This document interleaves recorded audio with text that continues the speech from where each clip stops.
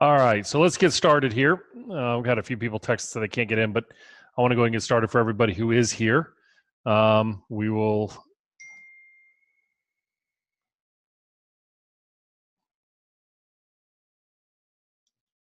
Okay. All right, so I am going to. We're going to get started here. And if you guys have a question, you can raise your hand. I'll do my best to answer it to the best of my abilities, but we will save time at the end in order for us to answer those questions. This podcast, this webinar started because of some interest, and having been at a couple conferences in the past couple weeks, and having the opportunity to speak on some fantastic stages to coaches, I got a lot of questions about how my business grew, what people can do individually, and how they can impact their coaching following. And I will say firsthand and foremost that what I've built and been fortunate enough to build here through the Mind Side, that came out wrong. It's not about what I built. It's about what my team around me has built, has been truly a blessing. And for those of you who don't know me, who are the first time dialing in, I started the Mind Side in 2011 after having worked in the pharmaceutical sector for about 8 years. I was always interested in returning back as a clinical psychologist and bringing my roots back in sports back to the coaching world and working with individual athletes. I just never really understood how that was going to happen. I didn't understand how to bring my passion for athletics and helping people perform to help them through the struggles that I had as an athlete. I never really understood how to do it. And honestly, I'd made a lot of mistakes that cost me quite a bit of money. I had a phenomenal job in the pharmaceutical world, but I knew that, one, the job wasn't my long-term vision. I had some things that I really wanted to do in my life, and I felt like I needed my back against the wall a little bit, my butt on the line. I needed that fight every single day to go to work and try to build something. I had no idea what I was trying to build or how hard it was going to be. And I say that with all the respect in the world. At the same time, my oldest daughter at the time, was getting ready to start high school, and we didn't have a college plan for her. But I always knew it was going to work out, and I knew it could work out based on my work ethic. That's not always a great promise when you go to the colleges and tell them that. But I believe very strongly in what I wanted to build. I wanted to build an organization that we rewrote the way that people perform mentally in the heat of the moment. When I say we, I meant my wife and I. My wife has been a tremendous business partner for me, and I couldn't have done this job without her. She didn't enter this business as her dream, but she saw the dream that I had and wanted to become a part of it. And I couldn't be more thankful to Missy for that. And she's the yin to my yang, and she's the smart to my reckless. So I appreciate that. The other thing too was, when I say I wanted to rewrite it, is I felt like I looked at the coaching world from a mental performance world, and I felt like we were missing the boat in a very large way. I felt like we were more hooked into strategies and ideas and motivational quotes than we were about what actually impacted the individual. And I wanted to go out there and communicate in that way. Now, I came from the world from a baseball perspective, and we're around some amazing coaches and players. And I was drawn to golf because it's something I played growing up and got away from baseball. But the problem was that I really didn't spend a lot of time in baseball. When I was done, I played more golf. So when I started my business, I got more ingrained into the business side of golf and what that took. But I want you to understand, I work with all sports now, and maybe more known nationally on the golf side. But we have some things that are coming pretty soon that may continue to either grow that or change that. So let's get into this a little bit. The reason why I wanted to do this webinar, as I said earlier, was I get a lot of questions. And I was actually sitting in a hotel lobby giving a talk in San Francisco, or Napa Valley actually. And I had gotten a couple text questions of people asking what it took and what they could do different. And I was actually going to put out a tweet. And then I thought back and said, you know what? I think this could be better. Blown away by the response. Absolutely humbled and honored by the response. But I think I got something good for you tonight, so let's give it a shot. All right. We all know the impact of great coaches. Most of us could probably sit back in our lives and look at something and say, you know, that was a period in my life where that coach saw something in me. saw something that could make me great. And if I go into an audience of coaches and I ask them who they look back to that influenced their path and where they are today, a coach or a teacher is always number one. Now, they'll mention their parents or they'll mention something like that, but there was always a coach. And it was a coach that somebody had invested in, that had given of themselves to help them create greatness. And we're in unique times right now as coaches. When you're in the university setting, there are more pressures than ever. There are pressures and more scrutiny because of social media. The kids today are raised different. And I don't mean that in a negative way. What I mean is they are coming in with different expectations.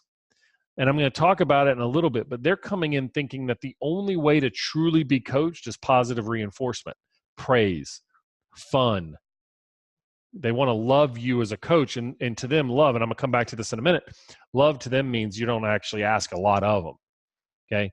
And so when I listen to players talk and they complain about their coaches, many times they're missing the point. But what they're really missing is great coaches invest a great deal in their players to push through where they are now to become something great. Not everybody's ready for the journey, and not everybody has been prepared for the journey. And that is where I see a lot of coaches struggle. They don't prepare their players, those that they impact, to be great. And it's not about not making them great. They don't prepare them for what that journey is and the quality of coaching. It's easy to get fired, and we'll talk about that. I've been fired. I'll be fired again, knock on wood, hopefully no time soon. But being fired usually means that the coaching opportunity, that relationship I had with the player or the team, is no longer seen of a value. Sometimes it means that I didn't do my job. More times than not, it means I didn't do my job. But the bigger point is that the job I did not reach the player where they were in that moment. But I always look at it bigger than that. And whenever I leave a coaching relationship, I always think back to what I learned in that coaching relationship, because that is a value I can bring to the next player. I had a player I worked with for several years on the PGA Tour. It was a challenging relationship because it forced me to look at everything I thought about me, and more importantly, everything I thought about the way that I coached. If it wasn't for that relationship, I wouldn't be where I'm at today, having the opportunity to coach the players I coach today, the teams I coach, the coaches that I have a chance to impact. It was a billion-dollar education, and I've thanked that player on multiple occasions. And so you have to look at each example as the impact it has on you as well as you can have on that player. The impact never goes away, though. This is my coach. This is Coach Skip Bertman. Skip won 5 national titles in 10 years at LSU as the head of the LSU baseball program. Coach Bertman is now over 80, and this was a podcast that I'd done with him. But what was great about spending time with Coach Bertman was we were able to go back to those periods of time, and me at 46, thinking back to the impact that he had on me 20-something years ago. That impact never goes away. There's still that moment when I meet with Coach that I get a little bit antsy and nervous. Not because I think he's going to tell me something I don't want to hear, although he can. It's because of the admiration I have for that man. We recently went back and did a celebratory roast for him. It was his 80th birthday, and they brought back kind of dignitaries in the field, including the president of the NCAA, Mark Emmert, other coaches he played against, and as many former players as could come back. Let's see. So I got a chat popping up here on the corner. I want to make sure I get to the chats. I don't know how to get to the chat the way I'm doing it here. Let me see if I can do it this way.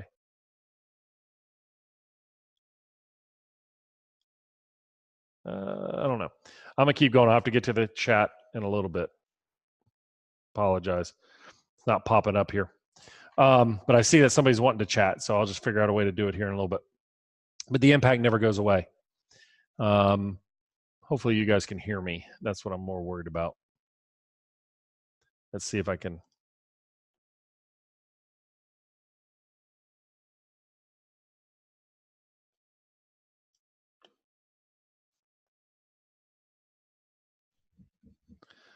All right, I'm not sure why you can't see me now, but we'll just keep going, and hopefully it's okay. Okay. All right. Thank you for somebody who said that they could still see me, because when you got a face like this, you want everybody to see it. Trust me. It's what we want, right? Okay. So this impact from coach, though, when we all came back together, what was interesting is that each and every man and woman that went up there talked about a story where that impact had been made with coach. And there were times that we did a whole lot of really good, funny, laughing, ha, ha, ha. But bigger than that, we were pushing and we were going and we were laughing about the moment where we really knew that coach had invested in us to this degree. That's powerful. That's powerful. Okay, let me see. Thanks, Blake. And that's super powerful. So what I want you guys to understand is that the impact never goes away. But I was recently having a conversation with a player, and this was a player that doesn't play golf or baseball or softball. And this player said, why is it that I never appreciate the coaches that I have when I'm in the middle of being coached? That's a very powerful question. Your job as a coach is to appreciate and understand that the impact will never come when you think it should come. And as a player, that impact of a coach will come down the road. It's like planting a seed. That seed will grow to a powerful fruit tree that can be ripe and harvested at the right times. But when we plant those seeds and we fertilize them and we nurture them and we grow them, many times it feels like nothing is happening. We have to understand that our impact is deeper than that, and that it's over time that those seeds will be fertilized and grow into beautiful fruit. That impact never goes away. That day I had a chance to sit down with coach. If you haven't listened to the podcast, please do, because it allowed me to go in and ask some questions and hear his perspective on things. But the funniest thing happened after the end of this. We were sitting, as you can see in this picture, in the hallway of a large hotel in Baton Rouge. And as we got done, we were sitting there talking and we were, just chatting. And this gentleman walked up and he handed a card to coach. And he said, "Hi, I don't know what y'all are doing here, but I heard the word sports psychology a couple times. I'm a mental coach and I work with figure skaters for foreign countries, former Soviet bloc countries. And I'm based in Seattle and kind of do some work out of Colorado Springs." And coach goes, "Oh, that's wonderful. Do you know Bhrett McCabe?" And he was like, "I do. I've read his stuff," which was very flattering to me. Coach goes, "This is Dr. Bhrett McCabe." And the guy was like, "Oh my God, I can't believe I met you. I like what you write and where you did. Thank you so much." And I was like, "Oh, thank you, whatever." And I said, "This is, do you know who this is? This is Coach Skip Bertman." The guy goes, "No, I don't know who you are." And literally, just like you could tell, had no idea who coach was.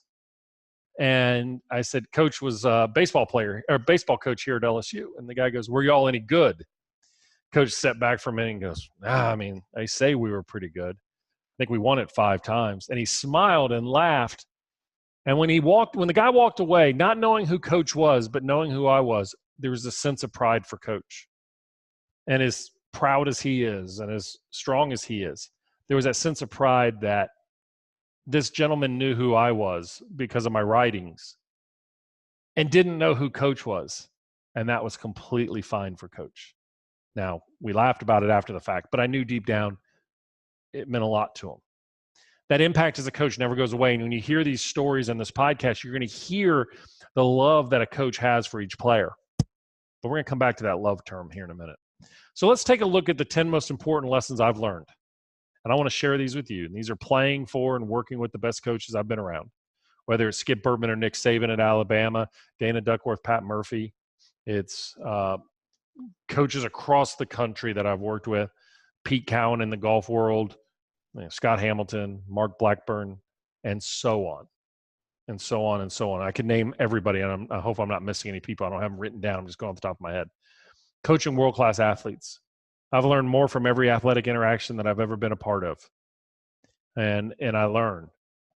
The very first time I ever went out on the tour with Graham McDowell, I was so overwhelmed, and our first practice round was with Ian Poulter, who I'm a fan of, and I like Ian a ton. I always have, and still do to this day, for some things that I've seen him do, and the way he treats. I know there's social media, but the way he really treats people is brilliant, and his commitment to his family. The next day was with Rory McIlroy, and I was blown away walking the fairways. And I texted my wife and I said, I am so out of my element here. These are, at the time, back-to-back U.S. Open champions. And she said, they're not there for what you think you can do. They're there for you to give them everything you got. So coaching world-class athletes has been a wonderful learning for me. And then what it takes to build a high-performance organization like the Mindside. It hasn't been easy, and God knows I've made some major mistakes. But I think we're getting it now. Okay? So the first thing I want to challenge you on as a coach is, what is your coaching philosophy? A couple weeks ago, the last two conferences, I've asked the audience, and probably been over a couple thousand people in the audience total combined, how many coaches have their coaching philosophy fully written down? Because if I'm going to start a business, we have what we call standard operating procedures, SOPs. If I'm going to start a Chick-fil-A franchise, then I'm pretty much can find an operating procedure manual somewhere in that building.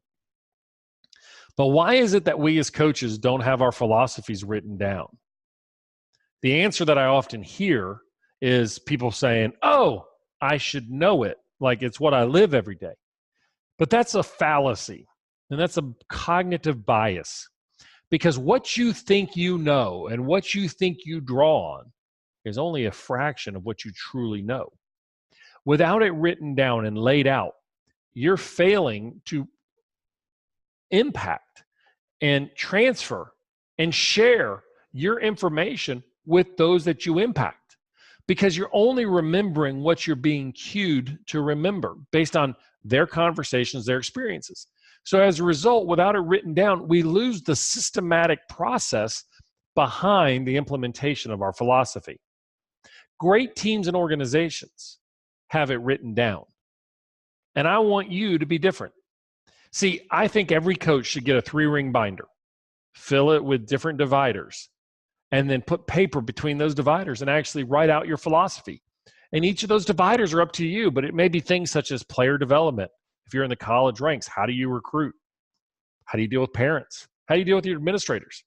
What are the motor skills things? So if you're baseball, how do you set up practice? If you're golf, how do you set up practice? If you're basketball, how do you do something different? Okay. Each and everything that you do should be laid out in there. Now, it should state 2019. 2019 is this year, and we're starting it now. Okay. So sit down, take white piece of paper. I mean, look, this stuff's not expensive. It doesn't have to be fancy. Write it all down. Fill it out and fill out your binder. When you go to a workshop or you talk to another coach and you learn a pearl, a nugget of information that may change the way you coach, write it down and stick it in the part of the binder where you want it and annotate it, new material. So then at the end of 2019, you can do a comprehensive review of your season and see what parts of your philosophy and your process, your system, can be improved upon.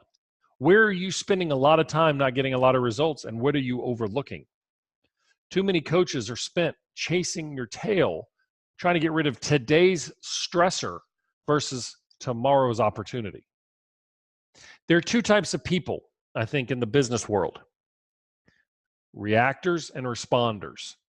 Reactors are those who see threat or challenges on the horizon and rally and create all their resources to avert the threat because they're afraid of what that threat means about them.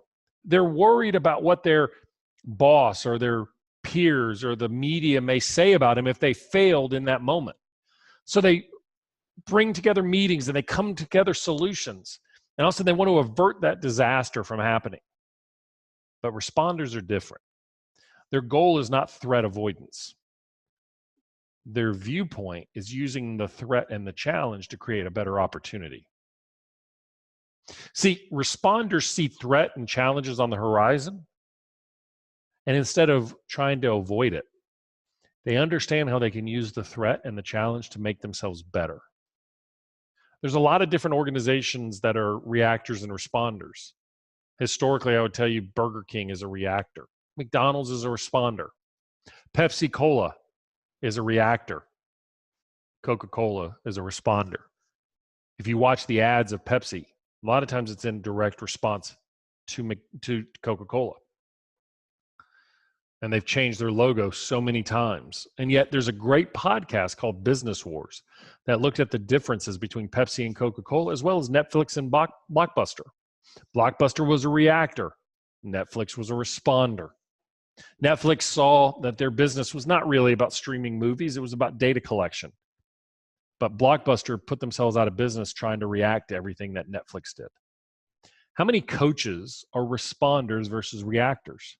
How many coaches see the newest, hottest, shiniest toy and have to have it and abandon their own philosophy for the newest, shiniest way of going about doing business? I see it all the time on social media. Somebody writes a book and now everybody has to read it and start changing what they're doing and abandoning who they are. Versus taking that book, learning the nuggets from it, and figuring out where to apply it to your philosophy. I can write 16 books on coaching and don't have any of the experience that every single one of you on this webinar has. You have more experience than I do. That's why I always tell people, you're the better sports psychologist than I am. Great coaches create their philosophy and continue to mold it like clay. And at the end of a 30-year career, you have 30 binders and you have brilliance listed inside of it. You got to be who you are. One of the things that I've found is great coaches don't try to be anybody else. But other people, what they do is they try to be who impacted them. I remember when I first started this business, I saw other mental and sports psychologists out there, and I tried to take on their way of teaching. Tried to write like Malcolm Gladwell. I tried to yell and scream like Tony Robbins, and I tried to be hip like some other folks. Okay? I got to be Bhrett McCabe, and if it's good enough for you, that's all that matters. Seth Godin, who's a brilliant marketing writer and really influencer, says you should own your 1,000. Own the 1,000 people you're trying to meet. Okay, don't try to be everything to everyone. There are brilliant restaurants in this world that only serve one type of cuisine. You don't have to be the Cheesecake Factory where you're everything to everyone. If you're in the college world, recruit the types of players that respond to you. Get to know what that type of player is. Bobby Knight, we can laugh or say whatever we want about him for as long as we want, but Bobby Knight recruited the type of player that could respond to him in Indiana. Where he got in trouble is when he started trying to recruit other types of players. They didn't match, and they rejected him. Coach Saban recruits his types of player. Coach Bertman recruited his type. Greg Popovich recruits in the NBA his type. Gino Auriemma recruits his type. Pat Summitt recruited her type, and so on. But you got to know who you are. See, in coaching, we want to be authentic and genuine. I don't want to do anything that makes me not be who I am. I would rather be 100% who I am and authentic to that than miserable and trying to meet the needs of everyone else.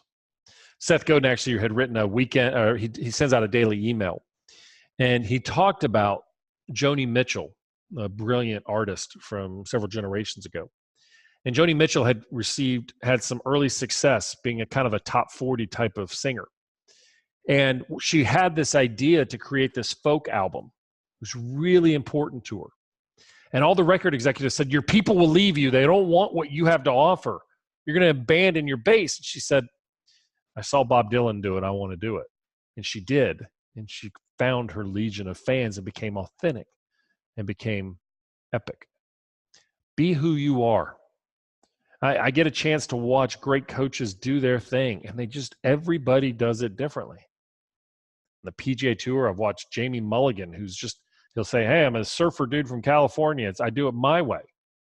Patrick Murphy at Alabama softball does it his way. Justin Hill at McNeese does it his way. Do it your way. Know who you are. Now be appropriate and be respectful, but be who you are. Authenticity and vulnerability are so key to success. We don't have to be what everyone else is, right? Can you imagine if we all were trying to be something versus being who we are? Our relationships would fail and our players would lose trust in us. Be who you are and be it very well. Don't be afraid of winning. Some reason we've gotten into this idea that winning is bad. Like, we've allowed the media rhetoric to be this idea that coaches that are committed to winning sell out their players. I was never sold out, and I was on 2 national championship teams.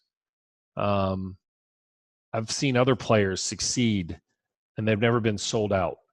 I love it when I ask a player, what do they want? And they want to win, right? And yet we've told players over the last couple of years, just trust the process. Like, just trusting the process is going to create winners. It doesn't. It just creates people who trust a process. I can trust a process all day long. If you want to be the best basketball player in the world, I can put you in the corner and teach you to sit in the corner and dribble, and that's the process. That doesn't get you to be a winner. All this technology that we have in the heat of the moment, who are you as a player to meet the demand that's in front of you? And I hope that you create processes to win.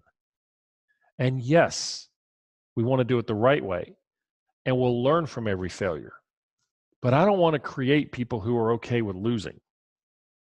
We create people that are okay with losers. They lose the fight to become winners. Whatever we want to say, the human nature is the survival of the fittest. But we want to do it the right way, and that's appropriate. But our brains, our humanity is actually built to be competitive. And if we take that away from us, then what we do is we start regressing versus growing. And I'm not saying that we need to kick dirt in the face of the people we step over. Beat them and then pick them up. And then beat the next person. Because if you're not willing to do that, somebody else will. We have to teach our youth athletes about winning. What real winning is. Putting yourself out there, giving it your all, and going for it. The closer you get to winning, the worse it feels when you lose. And not enough people are willing to deal with the failure side of winning. So they protect themselves and they create other scenarios as to why they should have won.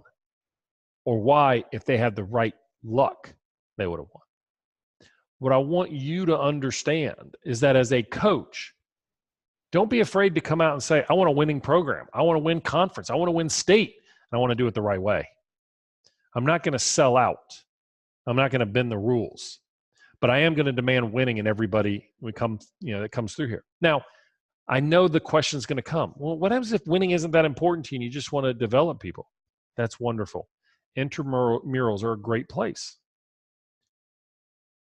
Coaches in schools that don't require winning or don't have a winning culture, that's okay. Not everybody is built to be on top of the mountain. But I want you to win the battles you're in. I'm not saying everything has to be defined by hanging banners, but identify what you're trying to win. You might be trying to win a scenario where a kid, a student, has never felt success in their life, has never overcome. I had a kid the other day who was running up and down the hallway because he made the dean's list for the very first time in his academic career. People had told him throughout his entire life that he was slow, intellectually challenged, and yet he made the dean's list. Not on easy classes, but he's learning how to win his game. As coaches, I want to win everything. That's why our slogan at the Mindside this year is win with us. I'm going to help you win because that's my job as a coach. I just want to know what battle you want to win. That's what great coaching is to figure out that battle. My dad was a tremendous coach, and I played for him for many years because we always moved around. And so when I joined a baseball league, I never was on the fantasy team. I was never on the great team. I was always on the developmental team. And there were many times that we had kids on our team that had been cut from other teams or had never played before but wanted to give it a shot. And I remember very clearly having a kid on my team in 7th grade, who was trying out for baseball for the very first time, and he was a drummer. a rock and roll drummer. And my dad was a drummer through college, so he was fascinated with this kid, Frank. His name was Frank. And Frank was awesome kid. He just never played baseball. His parents were not sports people. They were musicians, and he just wanted to try something different. And my dad spent so much time helping this kid. His goal was not to become a varsity baseball player. But what he wanted was to get the feeling of being in an athletic environment, to take it to being in the musical world. And I remember my dad spent so much time with him. He started him at games. He spent time with him. We took him home numerous times because my dad just saw something in a kid that wanted to win his battle. Don't be afraid of winning. Winning comes with great stories, right? I was fortunate enough to win 2 national titles as a player, coach, be a part of 2 national titles at Alabama football. I've seen other championships and conference championships while I was at Alabama, and other championships with other teams that I coach and help out with. A ring is a reminder. A ring is a reminder of what you went through to get there. Winning is never easy. The journey is brutal.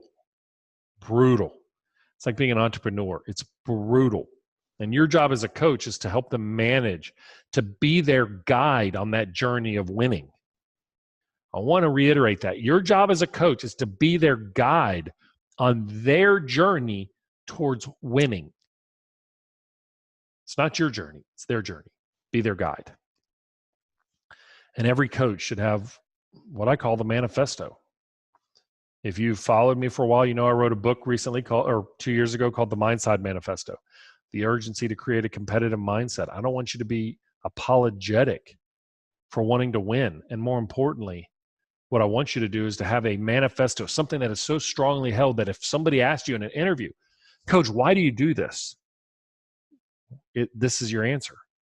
That you're willing to stand up in front of other people and say it. If it's, hey, I'm just here to collect a paycheck, drive the bus, get people there, get them their oranges, then say it.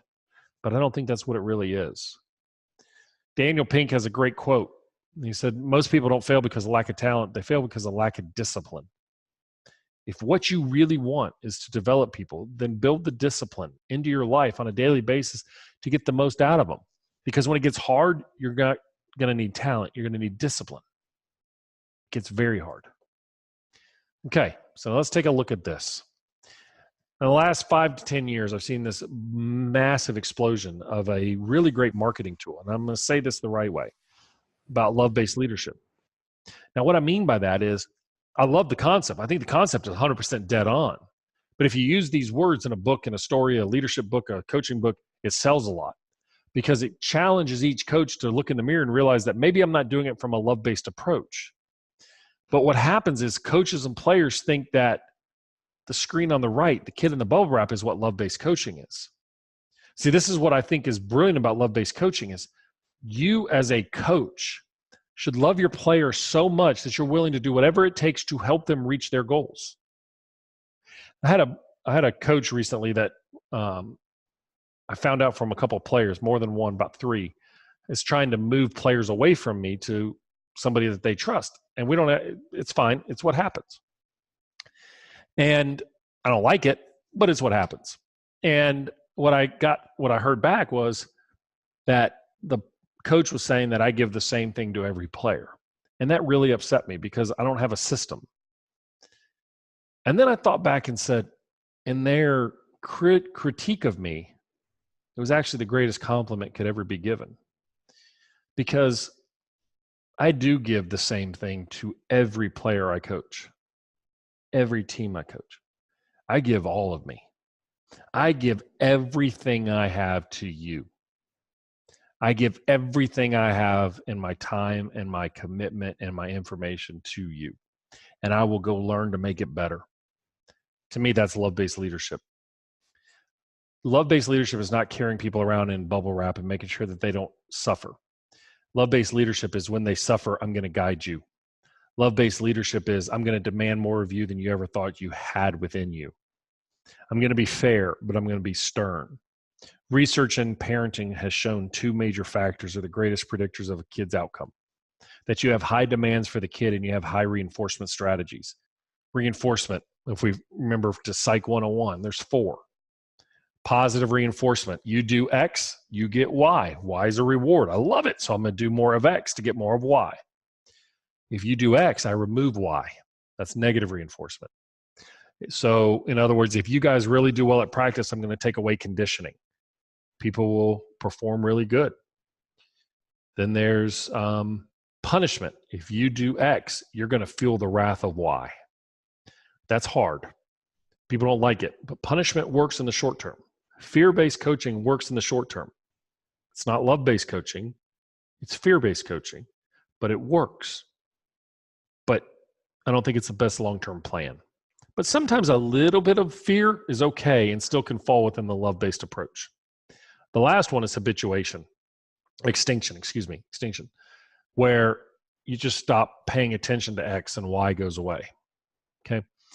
So when players today feel like they need more positive reinforcement, what they want is more reward.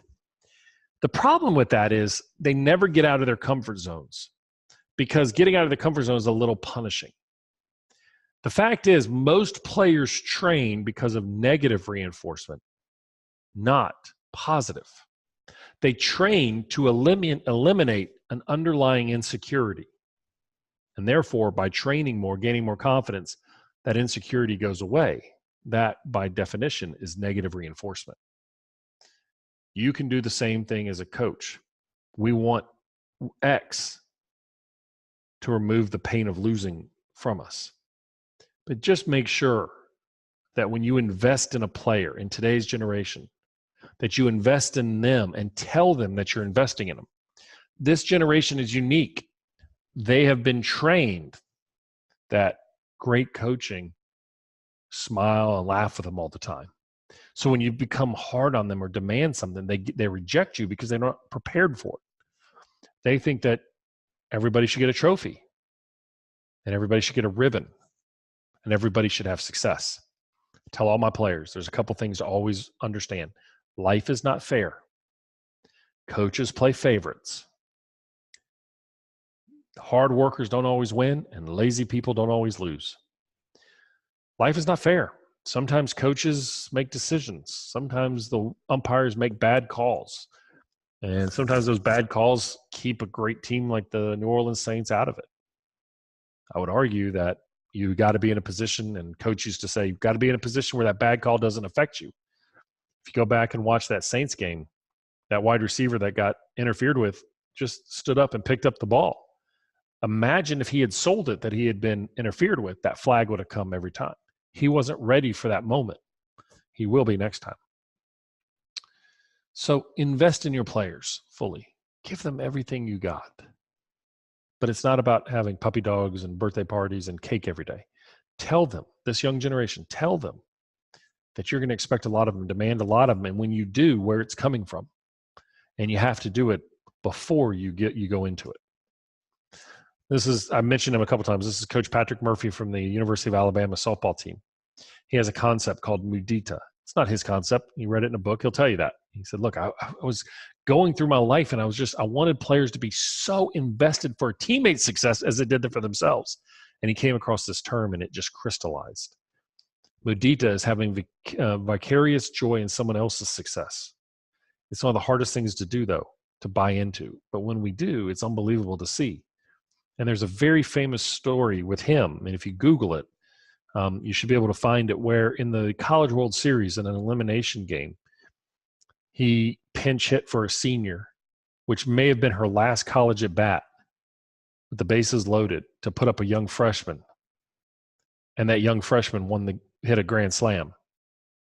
And the joy of that senior was incredible. I see the chat. I don't know how to get to it, so I'm going to have to get it when I get to the end. Okay? Number 5 is you got to build a network. You got to build a network of people around you to make you better.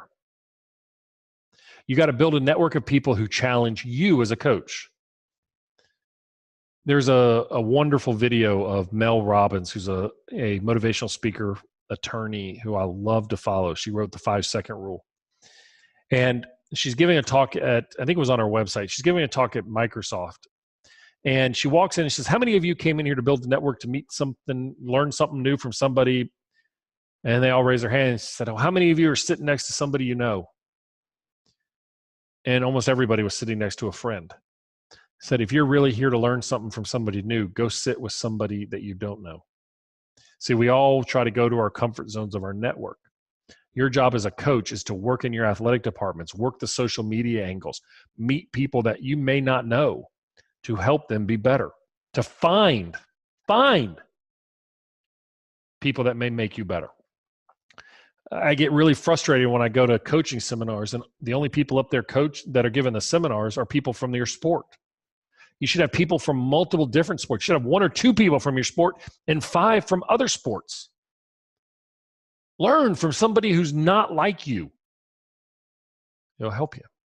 See, I think we need 5 people in our life, and I mentioned this in the manifesto. Number 1 is we need to have colleagues, people who, when we're working with, they walk the walk with us. They are in the process and the flow of what we're trying to do. Okay, I could easily call a colleague of mine and say, hey, I've got a question for you. And you don't feel like you're being judged. Number 2 is you should have competitors. It's nothing wrong to be competitive with somebody else. Remember, competition is part of the game. It's okay to look at a competitor and say, I want to be better than them, but not at the expense of being better yourself. But it's okay to every day wonder what your competitor is doing and if it gets you out of bed to be better. You should have confidence builders, right? We usually call them mom, but our confidence builders are people who tell us we do a good job. When I have a question, sometimes it's like, that's a great idea. Let's implement that versus constantly tearing it apart. You should have challengers, people who really push you. Don't accept where you're at is okay, is good enough, and instead have to push you even harder. And then critiquers. Critiquers are kind of like the graduate school editor. You send in a document, it comes back like somebody bled all over it with red ink. Okay, a critiquer is somebody who you probably don't have a great relationship with, but is willing to give you their full, unabridged version of what you could do better. You need that in your life. In my life, I like to look at people who I don't even know, right? I've never met personally, but I love to study business leaders. I don't actually read a lot of sports psychology books, and I'm not knocking them, but I feel like we can offer so much more to our players and our coaches by studying other people. This is Gary Vaynerchuk. He's not safe for work if you turn on the speakers loud, but I think he has a brilliant perspective, absolutely impressive. And it's about hustle and doing what it takes and getting it done and no excuses and keep fighting. And his story is one of just that. This is Grant Cardone. Grant Cardone is a sales trainer. He's from South Louisiana. He's from Lake Charles, Louisiana, which is essentially East Texas. And he kind of came on the scene as a sales trainer for automobile industries. But what he did is he quickly realized that there are certain principles to have success. And he built that success in his organization. And now his organization is probably the #1 trusted sales organization in the world. And I listen and learn to everything that he's doing because while I don't agree with some of the stuff he says, it doesn't matter whether I agree or not. He's the guidepost of which I look to say, is the quality of information really applicable? And can it make a difference in the person's life, or is it too damn complicated? This is Rachel Hollis. I gave a book that she had written to my daughter who's in college, my entrepreneurial daughter. And it's Girl, Wash Your Face. Love her book. I love her blog. I love her Instagram lives. I try to watch them as much as I can. She and her husband. She has a website called The Chick Site. And her stuff is brilliant about entrepreneurship mindset and success and not being, don't be who other people think you need to be. Just get up, wash your face. Let's get busy. Let's get after it. Let's go. Let's never stop. I love that stuff. I love entrepreneurship. Entrepreneurship is the greatest example of what we do on a daily basis, facing uncertainty and meeting that demand. The core of entrepreneurship is there's a need in the marketplace, and I'm going to meet that need with what I can offer, either through a product, a service, or a supply, okay? That's the same thing as coaching. I want to win. I want to win a championship. Well, there's some ideas, but there's not a formula. I got to build my own. That goes back to number one, building a philosophy. Okay. Next thing I want to tell you is be patient. Overnight successes are built, right, through a bunch of sleepless nights. And there are a lot of nights that you think you got to stop. I did a podcast with Jamie Clark, who had climbed Mount Everest twice, and he coaches entrepreneurs. He helped the Washington Capitals win the Stanley Cup. He was one of their mental coaches. And what I thought was brilliant about what Jamie had to offer was when you're climbing the mountain, it sucks. Every step of the way sucks. Every step of the way climbing Mount Everest is absolutely brutal. Sometimes just acknowledging it. This is brutal. People kind of relax, but you got to be patient. You got to work to get to the top of the mountain. I know this is pixelated and I apologize, but what I love about this video, this little GIF is this is the old commercial of got to make the donuts, right? Coaches, if I take you away from your sport, your yearning and your desire comes back for it. That's what makes you a coach. But in the heat of the moment, you got to make the donuts. There are early mornings and there are late nights. They're not have-tos in your job. They're blessings. And they're reminders of why you do it.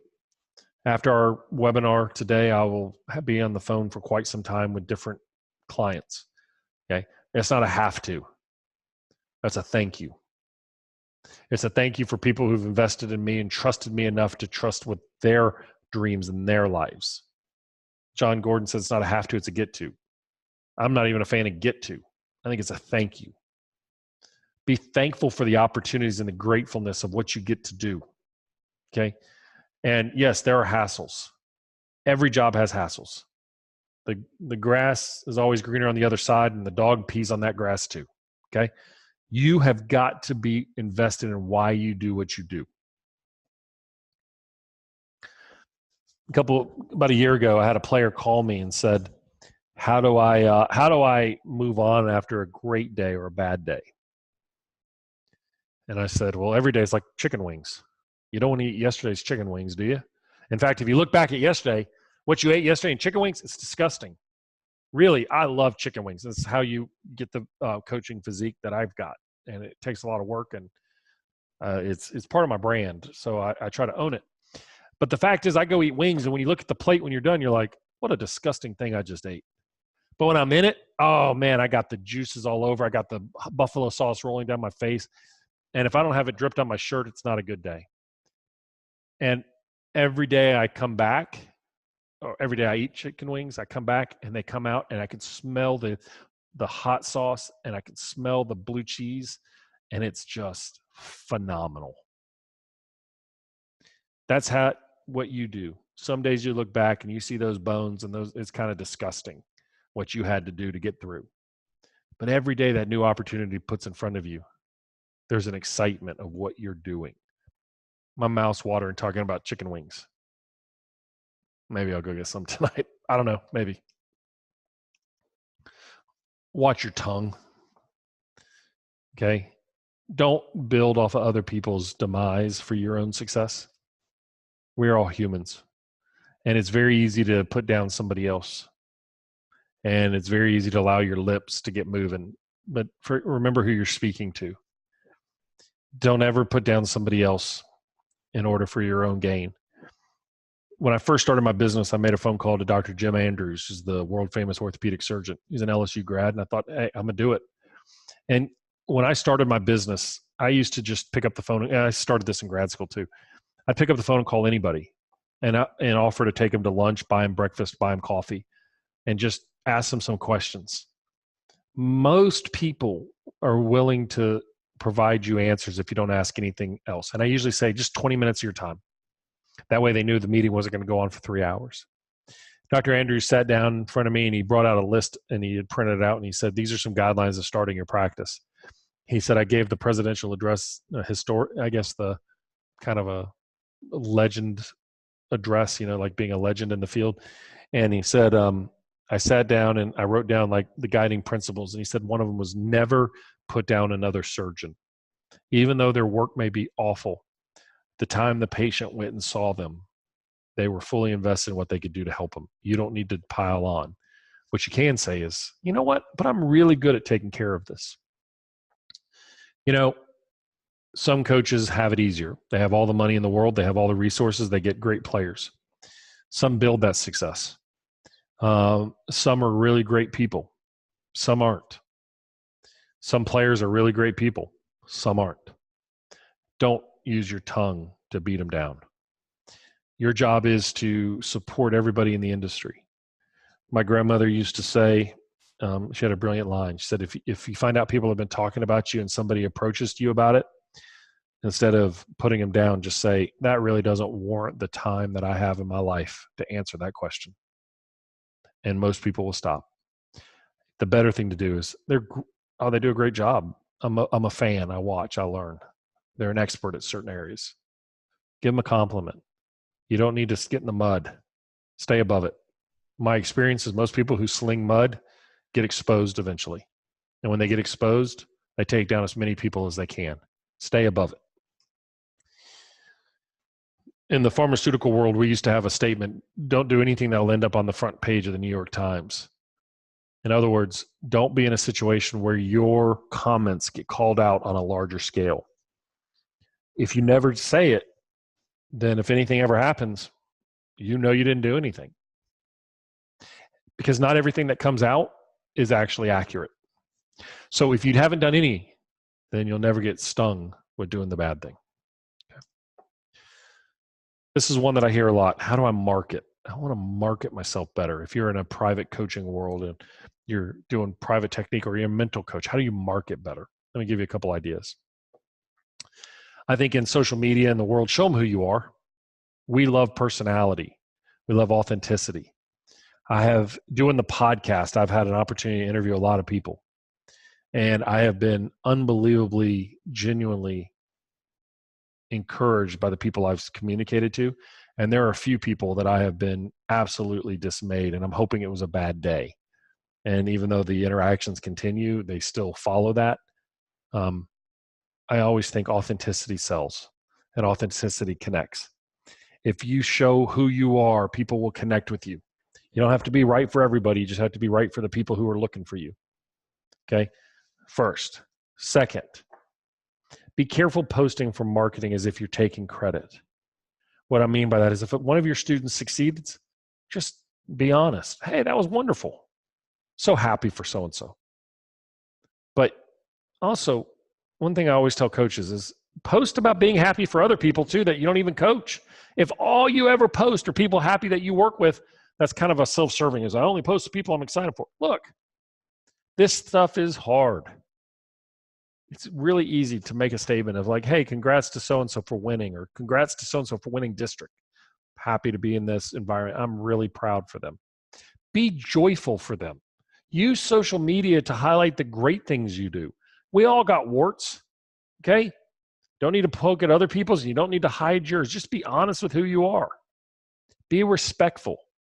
Remember, nothing vanishes on social media or marketing, okay?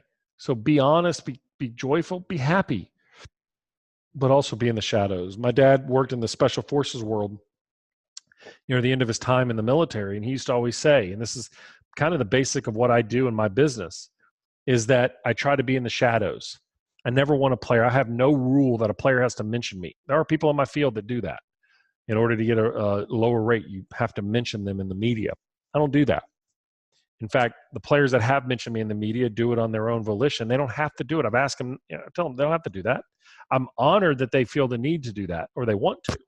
And the one player said that does it a little bit more, says, look, it's an honor. Like, that's my way of saying thank you in a different venue. Because I want to recognize the work that we've done means a lot to me. And I'm like, I appreciate that. But my dad used to always say that the people who made the press conference happen leave before the press conference ever starts. Well, when a player or when a coach takes the credit for a player, what you're doing is actually saying that that player wouldn't have been successful without you. And while you played a very big role in their success, the player still succeeds. The team still succeeds. You're a guide. You are a guide. That's why I try not to use any of my players for my social media purposes. And I've had many players that have come in and said, I want to thank you. It's the reason I selected you was because I don't see any of my colleagues on your page, and I know you work with them because they've told me. And I go on the website and I don't see anything about them. So I can trust that our stuff is going to stay confidential.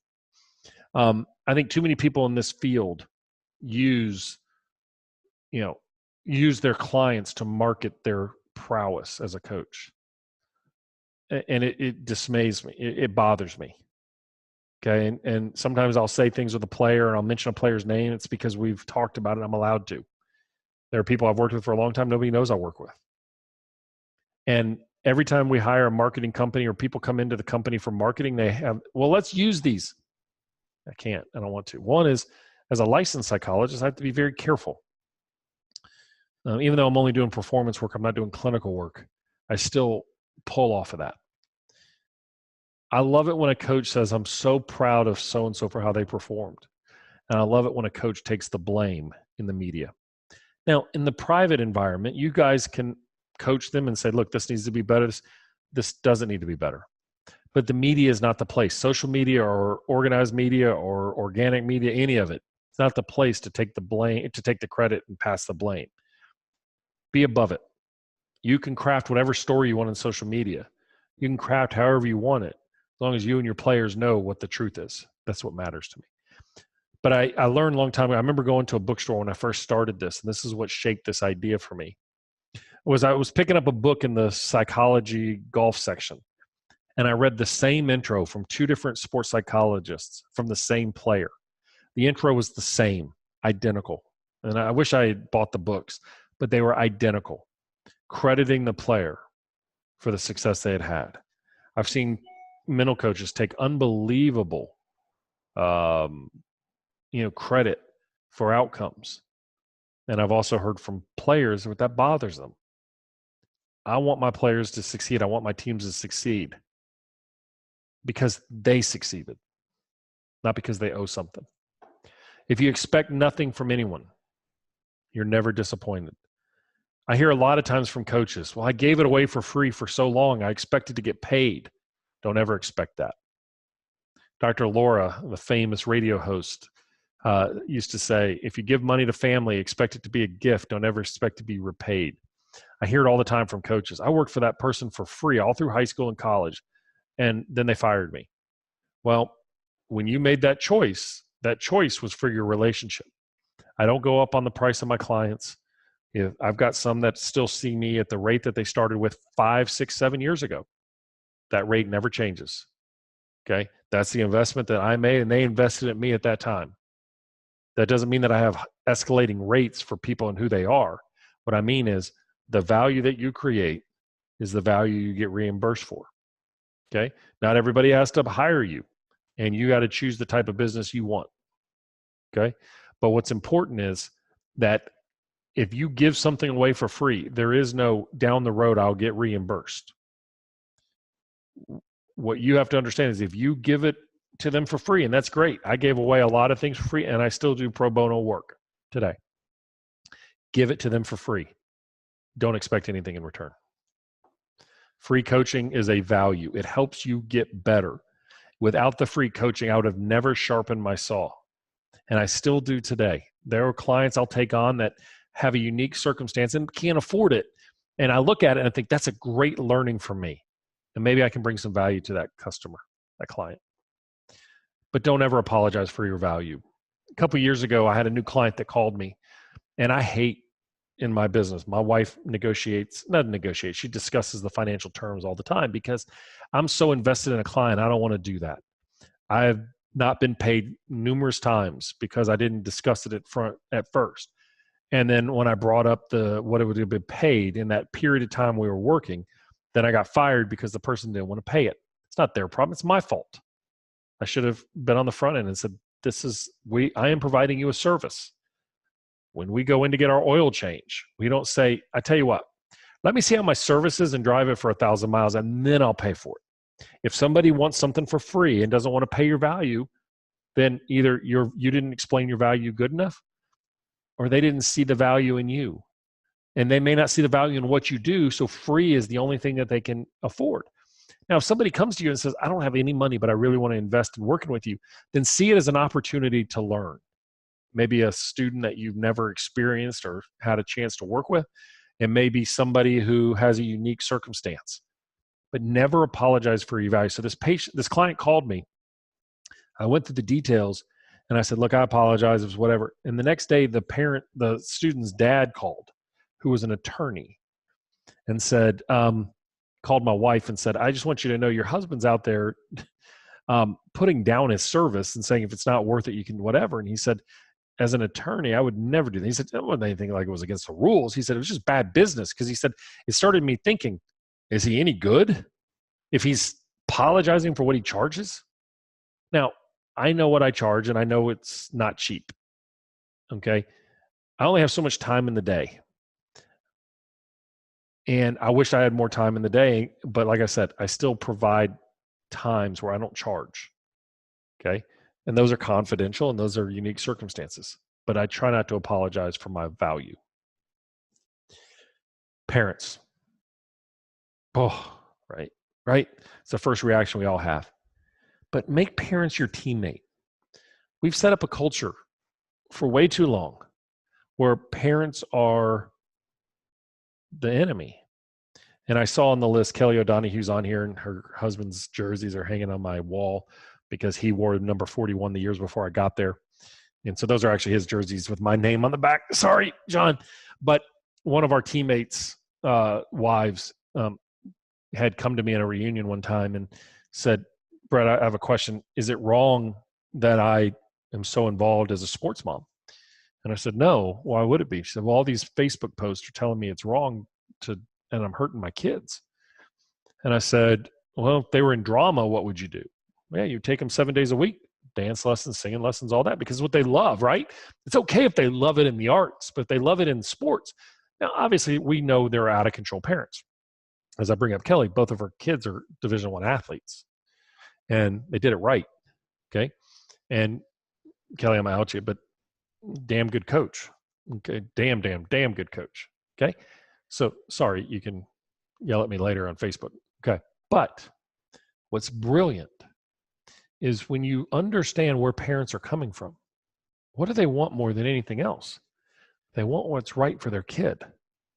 And in today's services, we can circumvent the rules very easily. I was having a conversation with somebody who works in a high-end area, and they're having a hard time with their parents.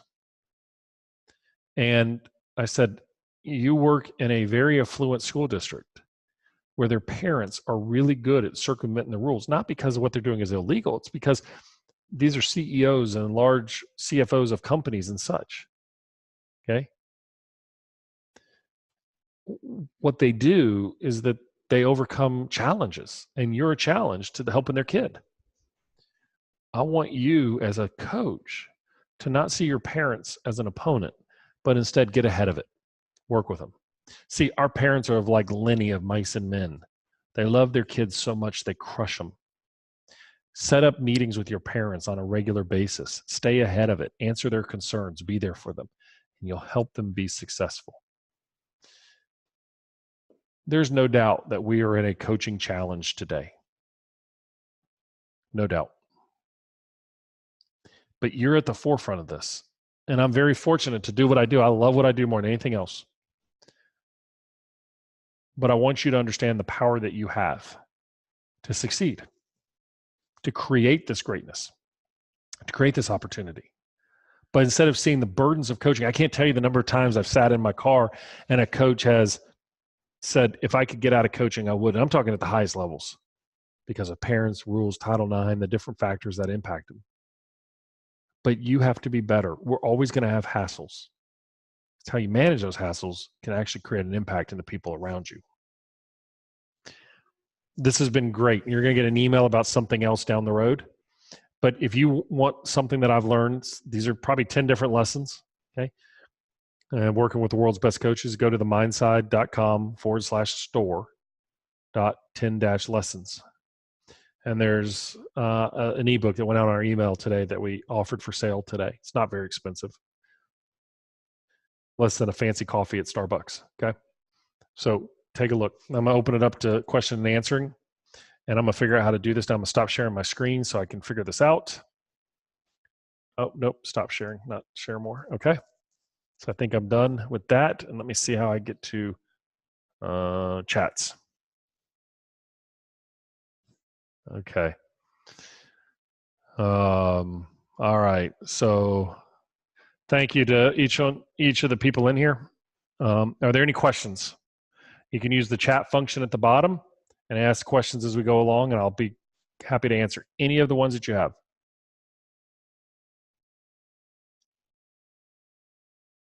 And if not, that's okay. I'm always available on social media. Give it a chance for anything to come in. Oh, Q&A right here. Does Nick Saban have parent meetings? It's a good question. He keeps regular communication with the players, parents. Yes.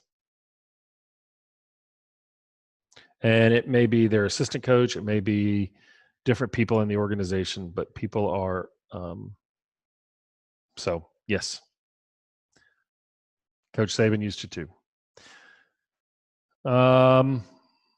Coach Burton used to have meetings regularly with parents. Okay, so what's the process you follow regarding about talking with who you're working with? If they've mentioned me in social media, they've mentioned me in the media, I'll mention it. I know some of the agents don't care and will actually ask me to. Others don't, and I have that conversation with everybody. I never talk about what we're working on, and if I do mention something we're working on, I wouldn't always believe that that's what we're actually working on. When players have had success, it's been cool to see it happen, and see their success. But one thing I'll tell you is that when players succeed at a high level, the phone call is usually a couple days later. When they struggle, the phone call is immediate. You know that going into it, so you don't expect a phone call immediately. So what inspires my blog posts and books? It's a good question. Probably the crazy mind I have. I want you guys, one of my goals that I'm trying to do this year is to see you guys to see more of who I am as a person. I'm kind of going to take some of the bumpers off a little bit. I'm not going to be disrespectful to anybody, but I'm not going to be worried about what people think of me as much. So hopefully that works. Tell us how I got into golf at the Pga level. Luck, pure luck. I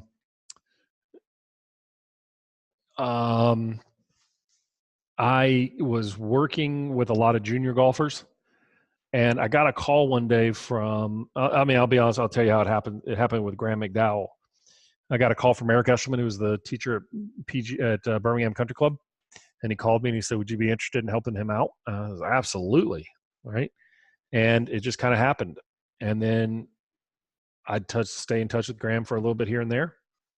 And then another coach came in and said, can you help out a player? And I did. And we worked with him for a couple of years. And I didn't really talk to anybody else, Graham for a while or anybody. And then it just kind of came back around. And then I always thought that players would refer me to other players, but then you got to remember players are competing against each other. So a lot of times it's coaches. Coaches are trusting you. I believe that coaches oftentimes will send you somebody difficult and kind of send you there like kind of a lost puppy. And you got to know that at first. And if you work with that player to get more referrals, you're going to be very unhappy. So give everything you got to that player as if it's the only one you're ever going to get, because that's the most important one in front of you. And so it just kind of grew. And I'm humbled by who I work with. I'm honored by who I work with. And I love the stable of players I work with. They're like family to me. And there are players that I don't work with anymore who I still see and go out and have dinner and drinks with. And it's fantastic. And I always want a good relationship. I've had a player who fired me, or at the time texted me and fired me. And one of the things I said was, hey, that's awesome. I appreciate the opportunity to work with you. You're a great person and a great player. Anything I can ever do to help you. And I said, look, nothing personal. I hope what I said impacts you at some point in your life. Player texted me back and said, wow, I couldn't believe that response. I was actually expecting you to be upset with me. Said, what I'd really rather do is spend time with you in Birmingham more often. And so instead of being fired, what I actually did was developed a deeper, better relationship because I didn't take it personally. So when you get fired, don't ever take it personally. Okay. Let's see. Boy, these are coming in. I love this. This is awesome. Man, I love it when people are interested. This is also shocking to me that this much of an impact has happened.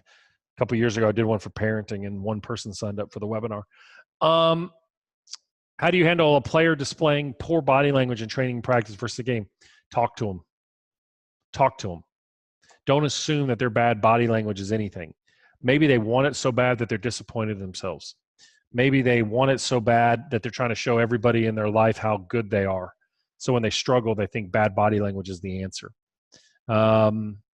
So what I always tell them is, what's appropriate body language? I'll sometimes film them, not to shame them, but I'll film them to show them, does this reflect what you believe of yourself? Because if that's the case, that's a problem.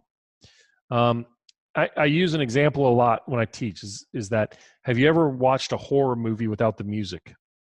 And the horror music without the music is really not that scary. Producers use the music all the time to enhance and intensify the scare tactics. So you're hyper, boom, gotcha, right? Well, at the same time, if I play with the Rocky music, it gets me excited, dun, dun, dun, dun, dun, dun, dun, dun, right? Both of them are about things in the future. One is preparing you for fear, and one is preparing you for misery. Or the other, one is preparing you for fear, and the other is preparing you for the opportunity. Don't allow misery of that body language to play horror music. Instead, learn to recognize it, what I call the PSA. What's my purpose? What are the skills? And what's my attitude? Okay. What's your favorite questions to ask players after a performance to get more insight? I like all my players to answer the 3 things. What are 3 things you did well today? 3 things you didn't do well? 3 things that we're going to focus on as we improve going forward. I like them to do it not immediately afterwards. I don't like my parents to talk to my athletes for 2 to 3 hours after the game, and that goes for you, coaches. You can give a little bit of information, but you got to remember, as a coach, when you're providing all that information, what happens is they don't remember it because they're still amped up and heated. So it's important. It's important to get them to understand, to allow time to process the emotional experience of competing to be successful. So, I think those are the things I like them to know. Who is part of my team at the Mindside? Awesome. We have a team of 7 here at the Mindside. Megan Gilbert is another consultant here. She's a rock star. I love Megan. Megan is an incredible mental skills coach. And then we have a media team that helps us. My wife runs the business. She's the CEO, COO. She's the boss. I'm a smart married man. She's the boss. I do what she tells me to do when I can. And then we have Philip Sanford's our creative director. He runs our video and our graphic. Bhrett Basham is our strategy and marketing guy. Now, these are all new as of the first of the year. We've made some changes, and I hope you guys keep sticking with us because you're going to see some phenomenal stuff coming. Emma Welch is our social media manager. She joined after the first of the year as well. Brett's been with me for about a year. And Cherie Olivier. Cherie is one of our videographers. She's been with me a little over a year, and phenomenal young talent in video. We'll probably be hiring some more people here and probably adding another consultant down in later in the year. How often do you find players bump into subconscious beliefs that are holding them back? Any particular modalities used to transcend them? Oh, that's a good question. I believe that when we have reactions to experiences, they're always coming from somewhere deep within us. I believe that every one of us has 2 or 3 insecurities that we hold deep, our fear-based belief systems, okay? Those fear-based belief systems, we get under pressure. It's like water always finds a crack. So when they experience them, I try to take away the layers that are happening of emotion to get to the core of what they're going through. The number one thing to do is awareness without judgment. That's the biggest thing I want them to do is, hey, why did that upset you? Because most of the time, the event of what upset us is not what maintains the upsetness. Okay, it's a good word, isn't it?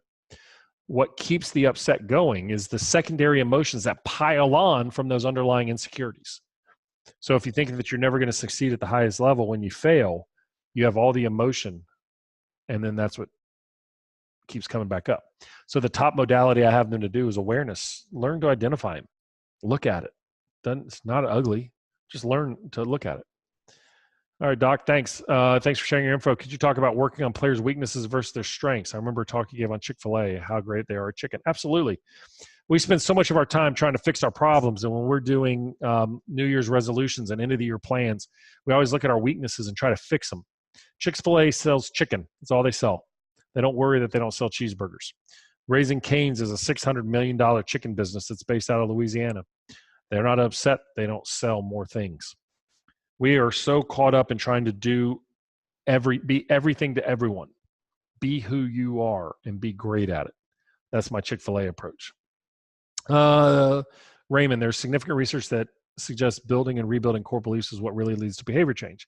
How do you address changing others' core beliefs about things like hard work and relationship between self-worth, credit, success, and failure? Raymond, if they don't believe that hard work is going to get them to success, the world's going to show it to them over and over again. So you're right. Changing beliefs and the investment that I can do to impact my outcomes is critically important.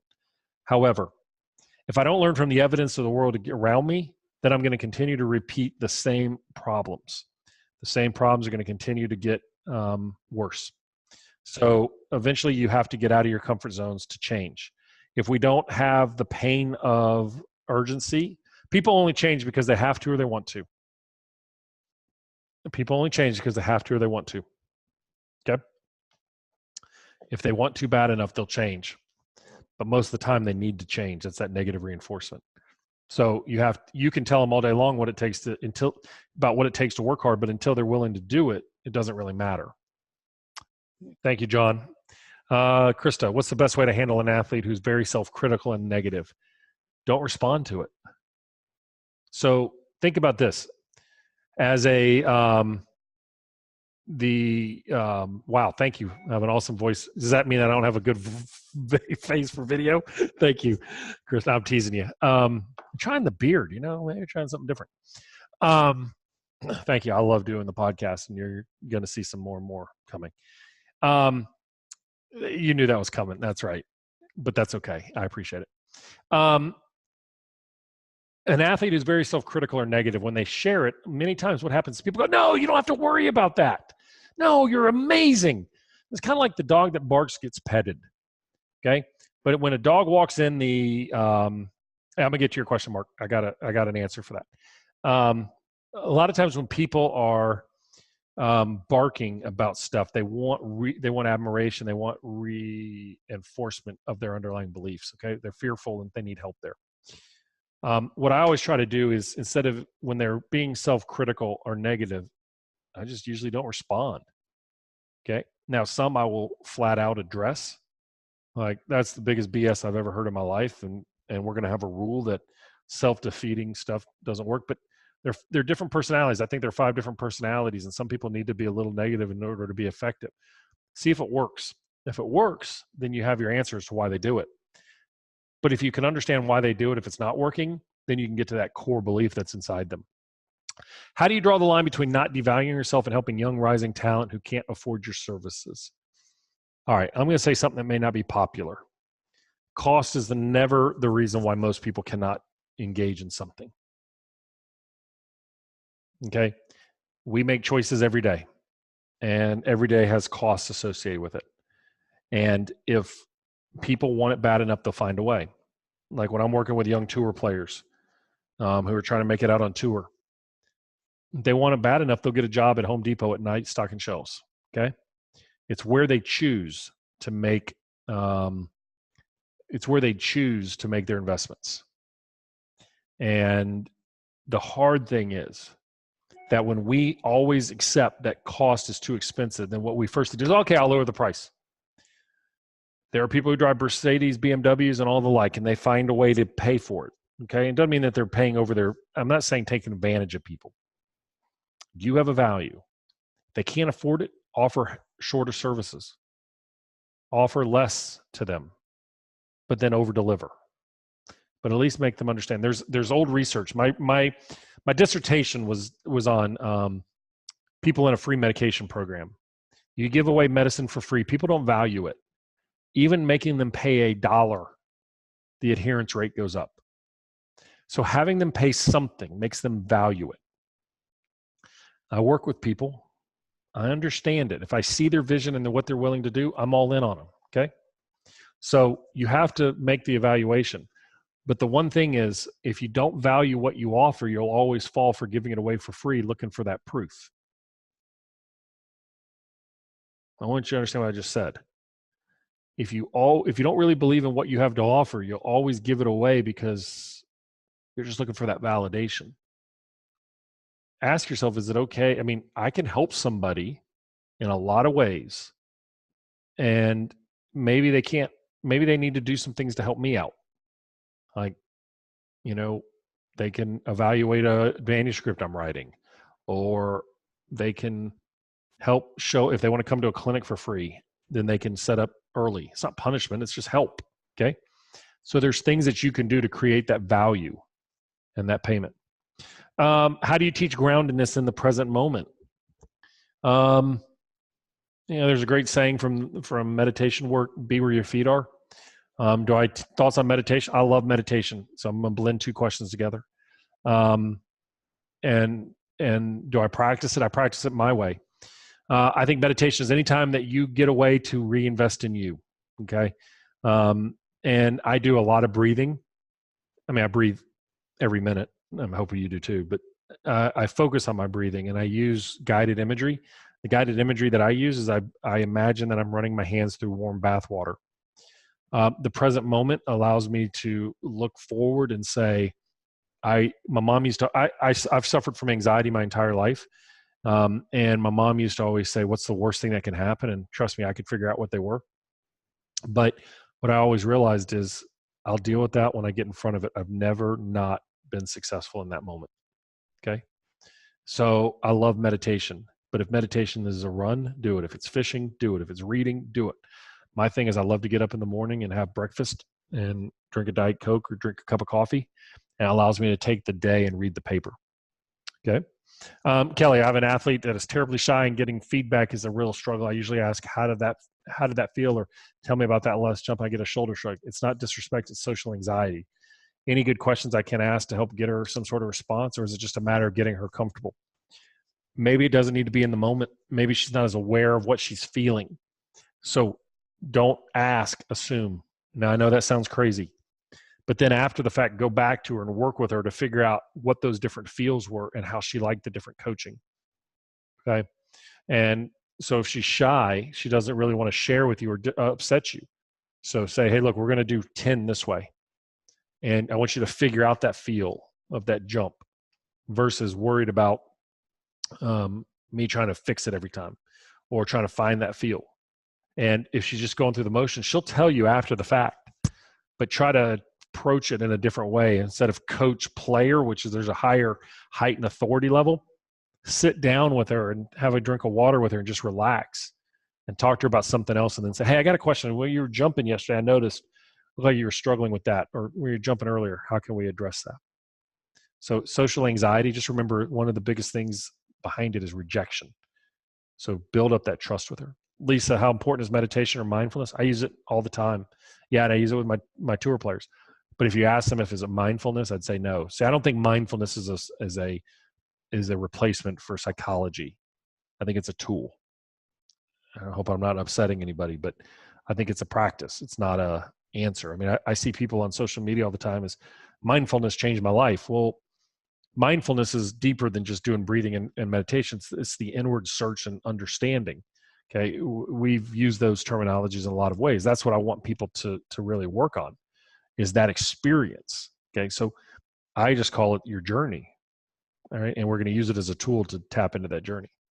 Synergy golf. When working with teenagers, I struggle with them acting like they're too cool to try their hardest. Seems like they don't want people to realize that they have to put in the effort to succeed. Absolutely. Social media world tells all our kids today that it's easy. They shouldn't have to work that hard. I mean, if you want to be successful and drive a Lamborghini, just call my number, right? So, they'll only figure it out when they're ready to learn. The teacher will always show up when the student's ready to learn. Your job may be helping them get ready to learn. How often do you find players bump into subconscious beliefs? Okay, I think I answered that one. Do you have any intro psychology books, material recommendations? I think the book Drive by Daniel Pink is incredible. I think Peak by Anders Ericsson is fantastic. I think if you read any of Malcolm Gladwell's books, they're phenomenal, but just take them for what they are. They're kind of a shined up rock that's made to look like a gemstone. Unbelievable information, but sometimes the pull through is just a little questionable. I think Thinking Fast and Slow is like a textbook, but I think it's great. I love the book Unbroken by Laura Hillenbrand. If you've listened to my podcast, you know I've talked about that one a lot. So I think those are some good ones. Good place to get started. How do you find a balance between being a challenger, a critiquer, and a confidence builder? Andrew, you got to be one of them, and you got to find people to be one of them. Okay? That doesn't mean you can't build confidence in somebody. It can't mean you can't give them praise. But a challenger and a critiquer. Challenger means that you're kind of more invested in their overall journey. A critiquer is kind of like an external third party. So if you're worried about being the balance, it's probably between being a challenger and a confidence builder. Just be honest with them. Just be honest with them, and you'll kind of figure out which one you need to be. We have all preseason parent meetings. We all have preseason parent meetings. What are those topics that you would cover? Rules of engagement, number one.